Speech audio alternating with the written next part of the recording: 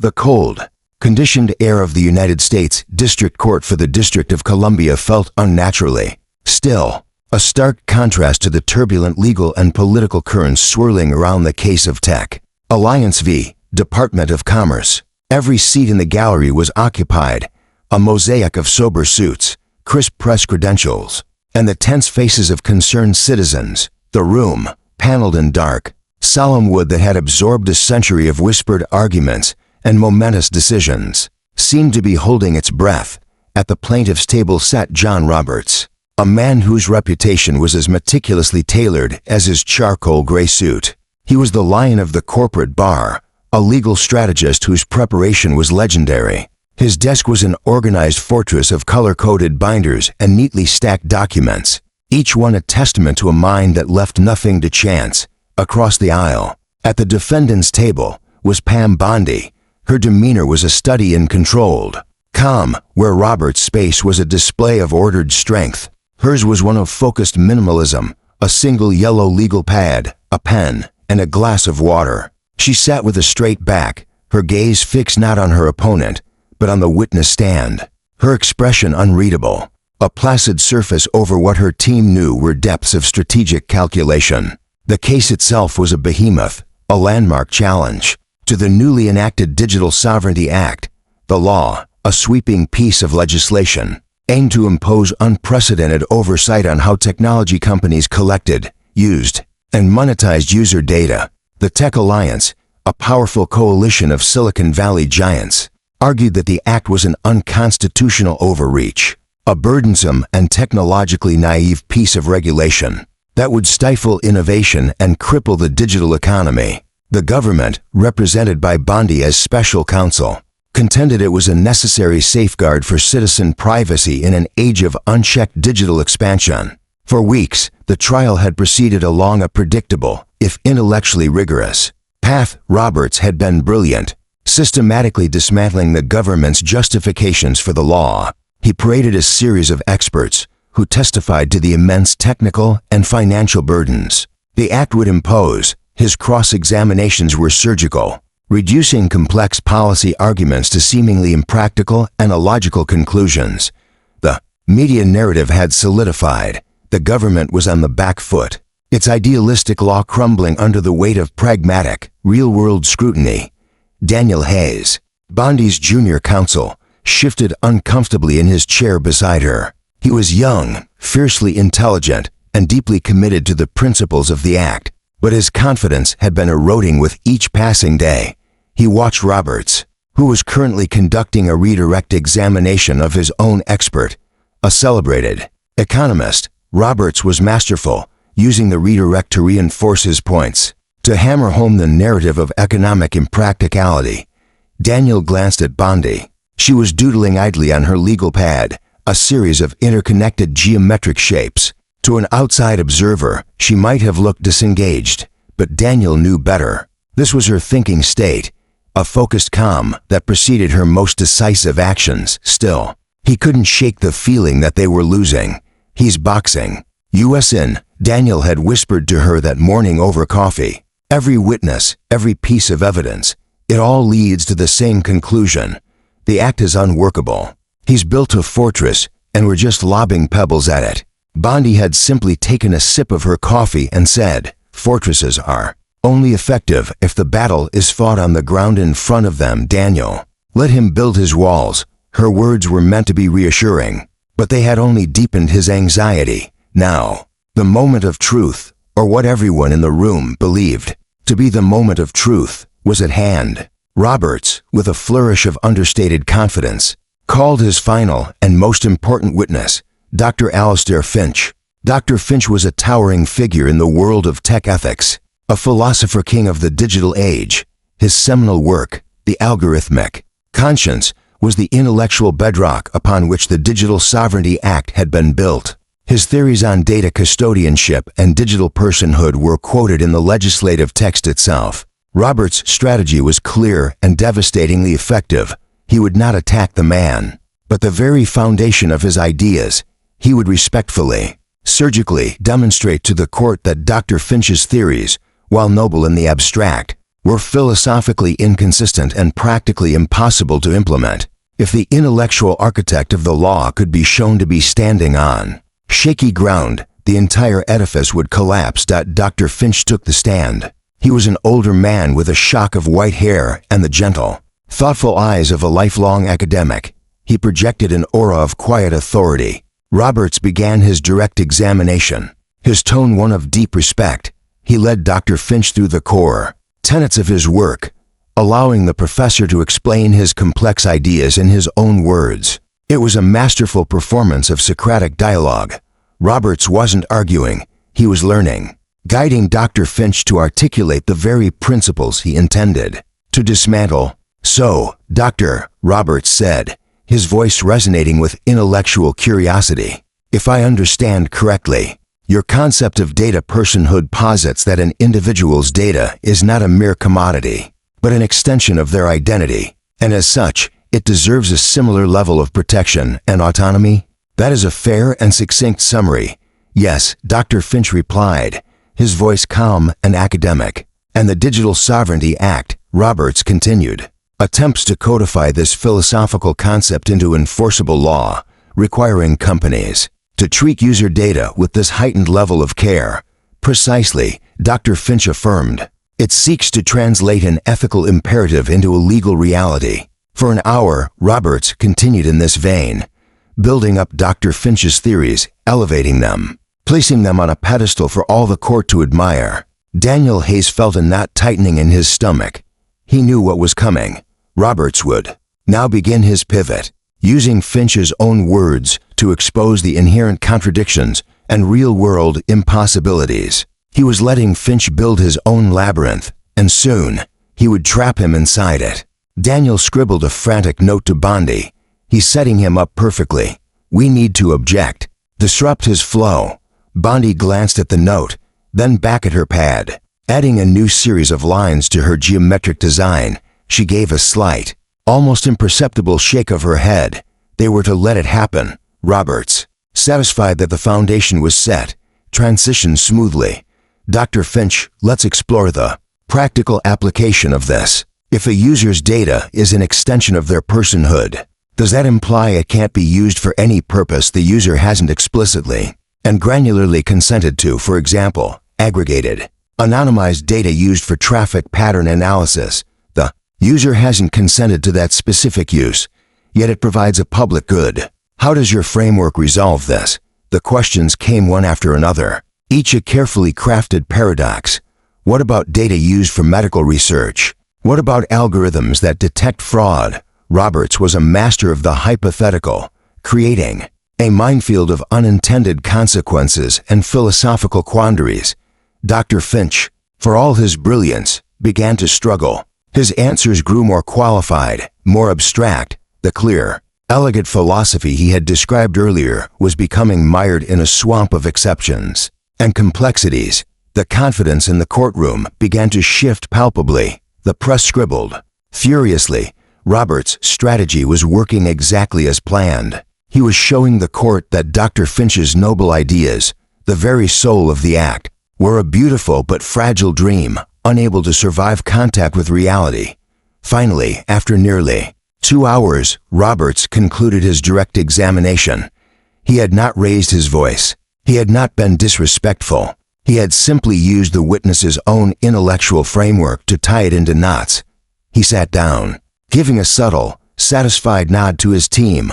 A low murmur filled the courtroom. The narrative was set. The government's case seemed to be in tatters. Judge Eleanor Vance, a formidable presence on the bench, looked over at the defendant's table. "Ms. Bondi," she said, her voice even, "your witness." A hush fell over the room. This was it, the moment for the rebuttal. Everyone expected Bondi to launch into a desperate defense of Dr. Finch's philosophy, to try to untangle the knots Roberts had so skillfully tied. They expected her to argue the nuances of ethical frameworks, to engage in the high-minded, abstract debate that Roberts had dictated. Daniel Hayes held his breath, his hands clasped so tightly his knuckles were white.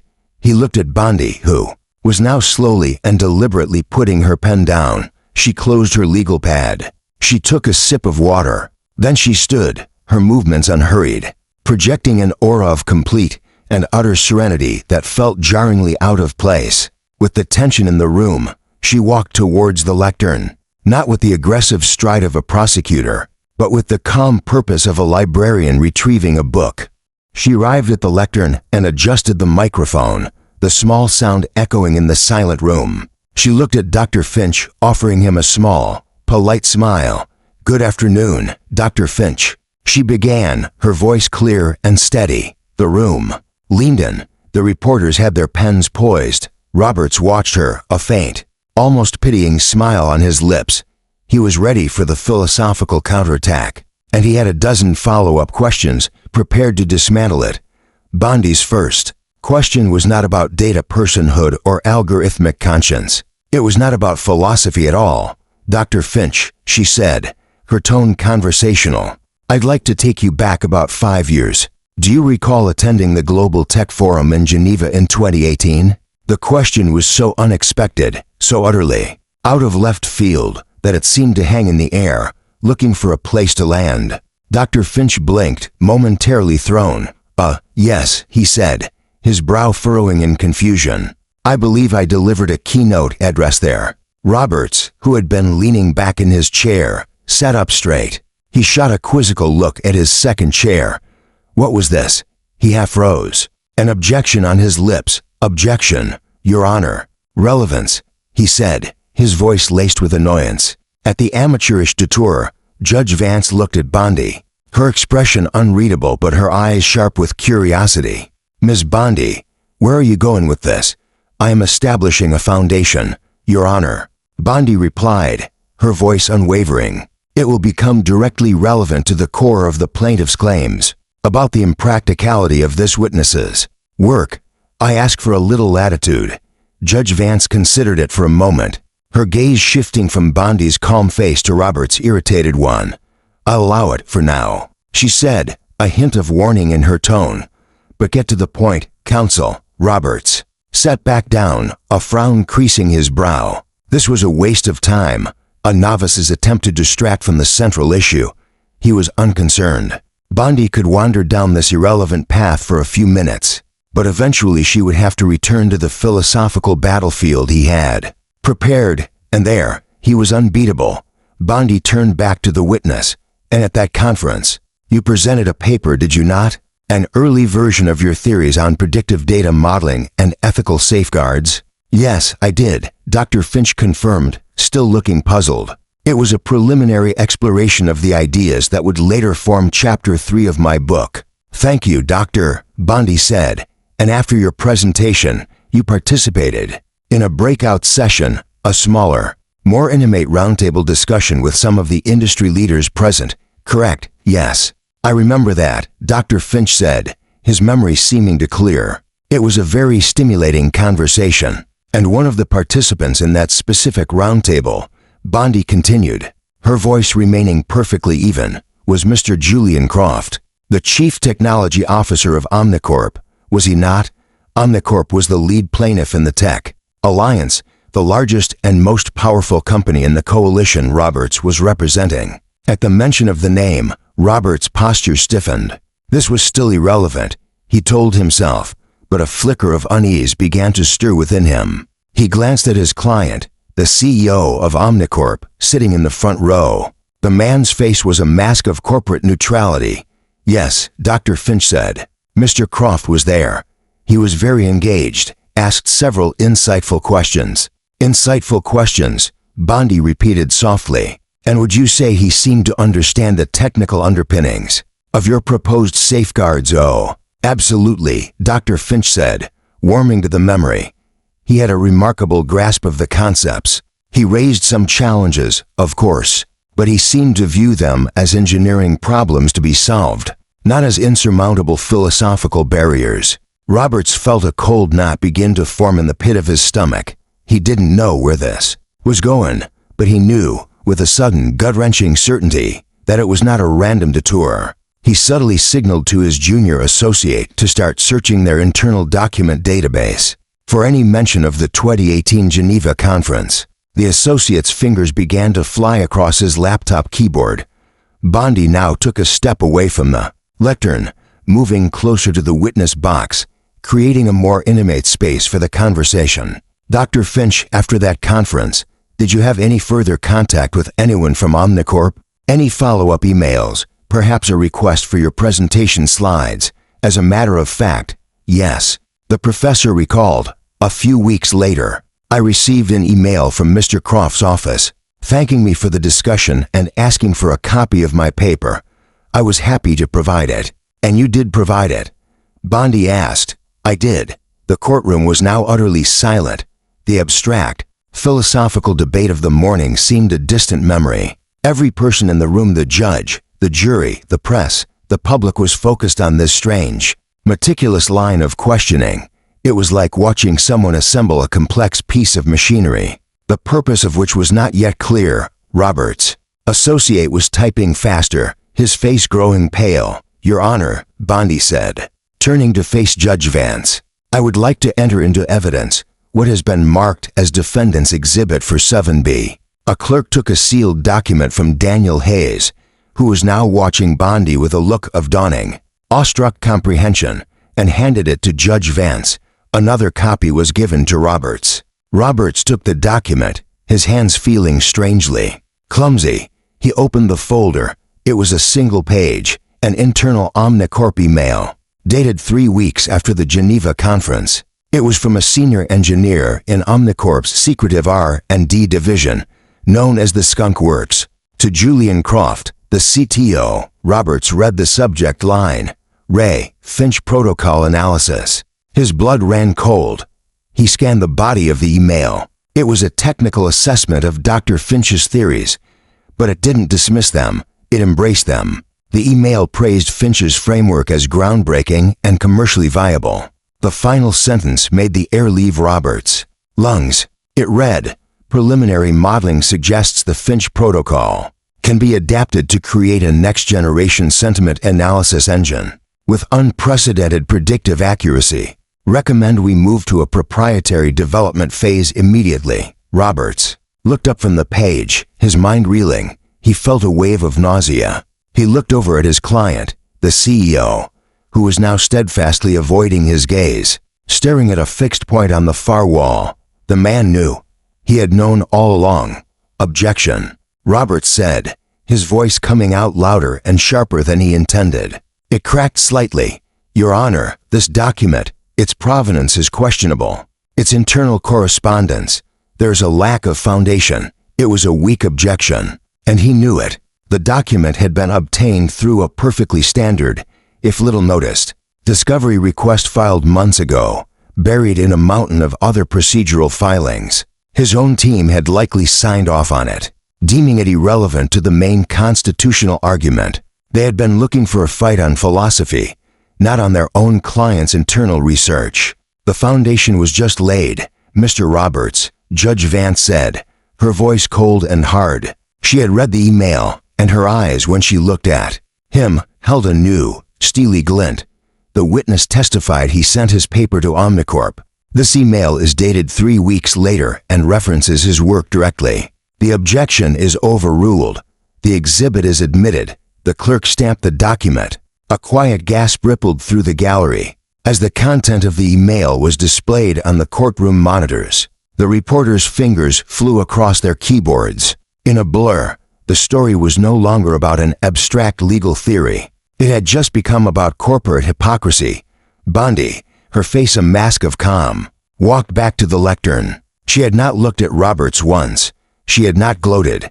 She simply proceeded with her plan. Now, Dr. Finch, she said, her voice cutting through the stunned silence, you were, of course, unaware that your academic work, which you shared freely, was being assessed for its commercial viability by Omnicorp? Completely unaware, Dr. Finch said, his voice now holding a note of shock and disappointment. He looked from the email on the screen to the plaintiff's table, as if seeing them for the first time. And you were certainly unaware, Bondi continued, that the very same company would later fund a multi-million-dollar legal challenge arguing that your work is, and I quote from their own legal brief, philosophically incoherent and commercially unviable. Dr. Finch just shook his head, speechless. Bondi now walked over to her table and picked up a thick binder. It was the only other item besides her legal pad. Daniel Hayes watched, his heart pounding. He knew what was in the binder. He had spent the last 2 months helping her assemble it, working late nights under a strict cloak of secrecy, never fully understanding how she planned to use it until this very moment. "Your Honor," Bondi said, "I would now like to present defendants' exhibits 48 through 72. She opened the binder. It was filled with more internal Omnicorp documents, memos, project proposals, patent applications, all of them meticulously detailing the development of a secret, highly profitable project codenamed Project Chimera, all of them showing, with irrefutable clarity, that Omnicorp had not only found Dr. Finch's theories to be viable, but had successfully weaponized them into a proprietary data parsing algorithm that was now the crown jewel of their analytics division. They had built a commercial empire on the very ideas they were now paying John Roberts a fortune to publicly discredit. Bondi didn't read from the documents. She simply had them placed on the monitors one by one, a silent, damning procession of evidence, a memo greenlighting the project, a budget allocation for $3 million, a progress report praising the algorithm's Finch-based architecture, and finally a copy of a patent application filed under a subsidiary shell corporation for a predictive behavioral analysis engine, the technical specifications of which were a near-perfect mirror of the safeguards Dr. Finch had proposed. The courtroom was a vacuum. The air had been sucked out of it. The low murmur had died, replaced by a profound, echoing silence. It was the kind of silence that is not empty, but filled with the weight of 1,000 unspoken thoughts, 1,000 shifting allegiances. In that silence, the entire case was being rewritten. The ground had not just shifted. A chasm had opened up, swallowing Roberts' entire strategy whole. Roberts stood frozen at his table. His mind, usually a whirlwind of strategic possibilities, was a blank slate. He had no prepared response for this. His binders, his color-coded tabs, his carefully rehearsed arguments about constitutional law and economic burden. They were all useless artifacts from a battle that was no longer being fought. He felt 100 pairs of eyes on him, the judges, the juries, the media's, his own clients. He fumbled with a pen, his hand trembling slightly. He opened his mouth to speak, to object, to say something, anything, to stop the bleeding. But no words came out. His mind was a frantic scramble for a foothold on ground that no longer existed. He was a general who had prepared for a cavalry charge, only to find himself in the middle of the ocean. This hesitation, this momentary paralysis, spoke more loudly than any argument he could have made. It was a silent confession of defeat. It was the sight of a master strategist being utterly and completely outmaneuvered, his meticulous preparation rendered irrelevant by a single, brilliant, unexpected turn. He shuffled some papers on his desk, the rustling sound unnaturally loud in the silent room. It was a pointless, reflexive gesture, the action of a man with no options left. He looked at his junior associates. Their faces were ashen, mirroring the shock and panic he felt inside. They had no answers for him. Bondi had not moved. She stood at her lectern, her confidence not a boastful display, but a quiet, unshakable fact. She had allowed the silence to do the work for her, to let the weight of the revelation settle over the room. She had presented the facts and then stepped back, trusting the court to understand their devastating implication. It was a masterstroke of tactical patience. Finally, she broke the silence, her voice calm and measured, as if concluding a simple academic point. She turned one last time to the witness. "Dr. Finch," she said, and the professor looked at her, his expression one of profound bewilderment and dawning respect. "The plaintiffs in this case have spent weeks arguing that your theories are a fantasy, a noble but impractical dream. Yet it seems the plaintiff, Omnicorp, was not only a believer in your dream, they were actively cashing in on it. No further questions, Your Honor." She walked back to her table and sat down. She took a small sip of water. She didn't look at Roberts. She didn't need to. The damage was done, total and irreversible. Judge Vance's gavel came down with a sharp crack that made everyone flinch. "This court," she announced, her voice tight with a barely concealed fury, We'll be in recess for 1 hour. She stood and swept from the courtroom without a backward glance. The moment the door closed behind her, the room exploded. It was as if a dam had broken. Reporters bolted from their seats, pushing past each other to get to the hallway, fingers already flying on their phones. "Get me on the line with the news desk now," one shouted. "Kill the lead. The news story is Omnicorp," yelled another. Within seconds, smartphones throughout the gallery began to buzz and chime with breaking news alerts. The headline was variations on a theme: bombshell in tech trial. Bondi reveals plaintiff's secret project based on disputed theories. On the screen of a tablet held by a paralegal, a live cable news broadcast had already cut away from its scheduled programming. A chyron flashed across the bottom of the screen. The Bondi pivot. Did Omnicorp's own actions just destroy its case? John Roberts remained standing, rooted to the spot, as chaos swirled around him. His client, the Omnicorp CEO, was now at his side, his face pale and slick with sweat. "John, we need to talk," the CEO hissed, his voice a low, panicked whisper. "I can explain." Roberts turned to him, his eyes filled with a cold, quiet rage he had never before shown a client.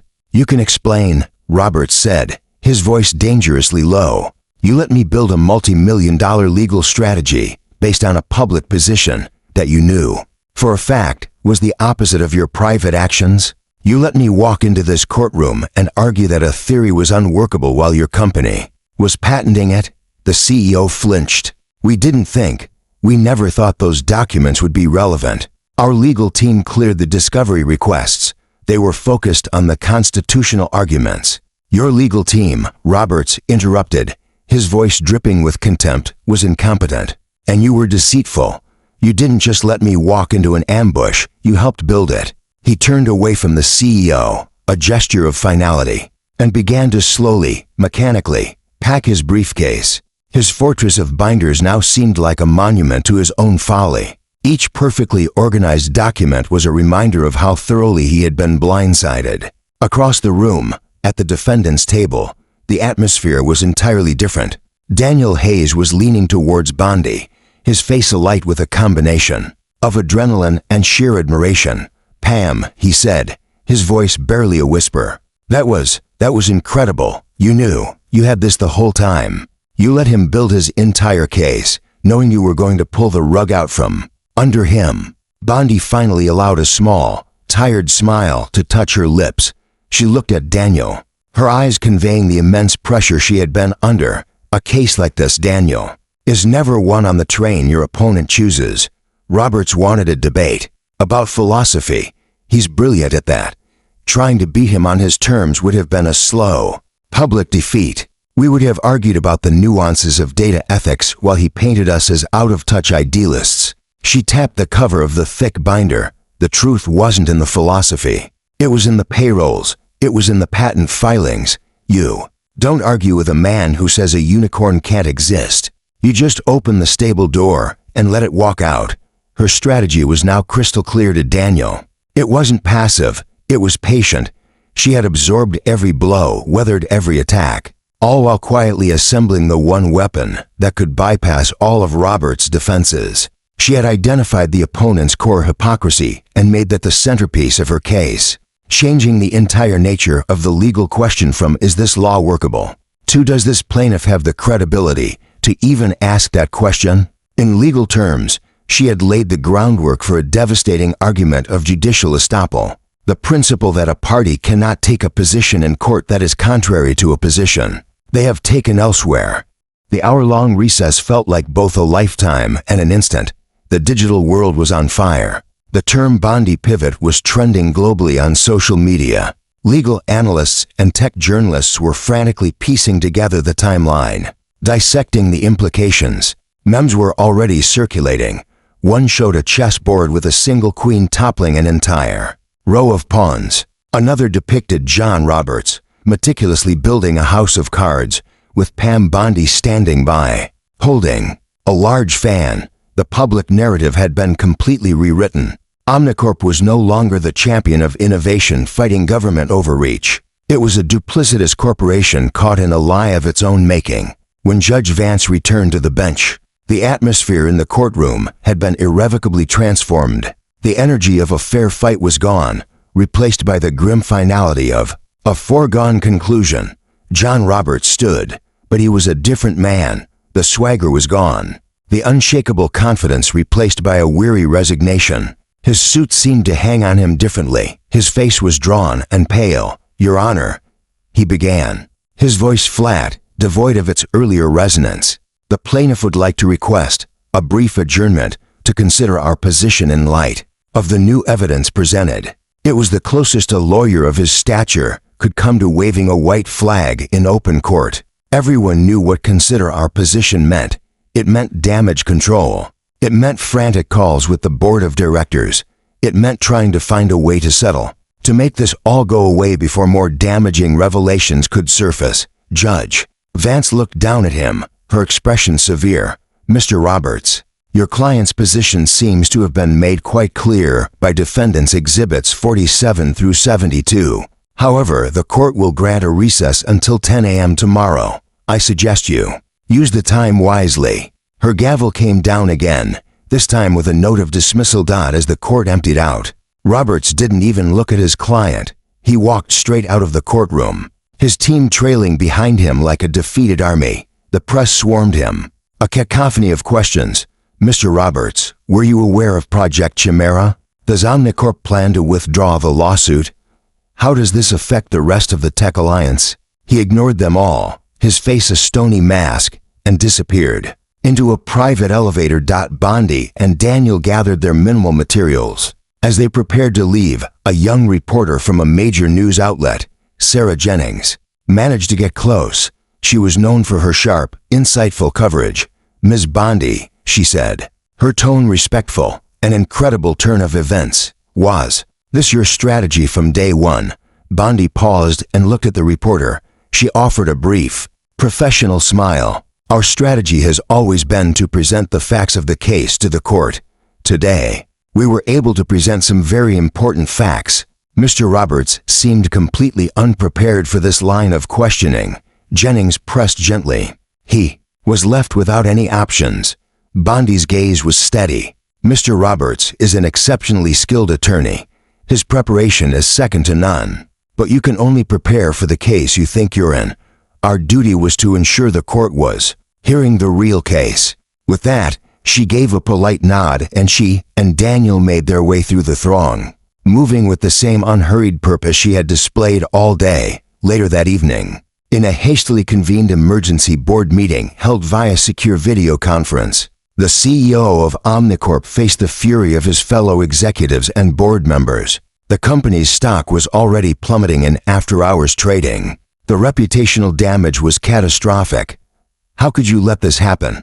demanded a board member from a private equity firm that held a major stake. "You were told to win this case, not to make us a global laughing stock." The CEO, his bravado gone, tried to defend his actions. It was a secret R&D project, a Skunk Works division. The legal challenge was a separate track, handled by our policy team. "We never anticipated a crossover. We were assured by Robert's team that the discovery requests were routine, that Bondi's team was focused on the constitutional theory. Robert's team didn't know because you didn't tell them." Another board member shot back. "You lied by omission not only to the court, but to our own counsel. We are exposed on every front." The call with John Roberts was even more brutal. He was curt, his voice ice cold. "My firm's representation of Omnicorp is terminated, effective immediately," he stated, cutting off the CEO's stammered apologies. "You have engaged in conduct that amounts to a fraud upon the court. You have compromised my professional integrity and exposed my firm to ridicule. You will find other counsel to handle your surrender. Do not contact me again." The line went dead. For Roberts, the sting was personal and profound. His reputation was his currency, and it had been severely devalued. He had built a career on being the smartest, most prepared man in any room. But Bondi hadn't challenged his intelligence. She had challenged his premise. She hadn't played his game. She had revealed he was playing on the wrong board entirely. He sat alone in his vast, silent office, the city lights twinkling below. The victory he had been so sure of turned to ash. He had been so focused on the intellectual intricacies of the law that he had missed the simple, brutal truth right under his nose. He had been beaten not by a better argument, but by a better strategy. The next morning, the courtroom was full, but the tension was gone. It had been replaced by a somber sense of formality. A new lawyer, a partner from a crisis management firm, stood at the plaintiff's table. He looked nervous and out of his depth. When Judge Vance took the bench, he rose on shaky legs. "Your Honor," he said, his voice thin. "After careful consideration, the plaintiffs, Omnicorp, and the associated members of the Tech Alliance wish to withdraw their challenge to the Digital Sovereignty Act. We will be filing a motion to dismiss with prejudice." It was over. There was no final, soaring rhetoric, no dramatic closing argument, just the quiet, anticlimactic end of a battle that had been decided not by a final charge, but by a single, devastatingly precise maneuver the day before. Judge Vance nodded, her face impassive. "The motion is granted. This case is dismissed." Outside on the courthouse steps, Pam Bondi stood before a forest of microphones. The world's media was there to capture the moment of her victory. Daniel stood just behind her, a look of immense pride on his face. Bondi looked out at the sea of cameras, her expression as calm and composed as it had been in the courtroom.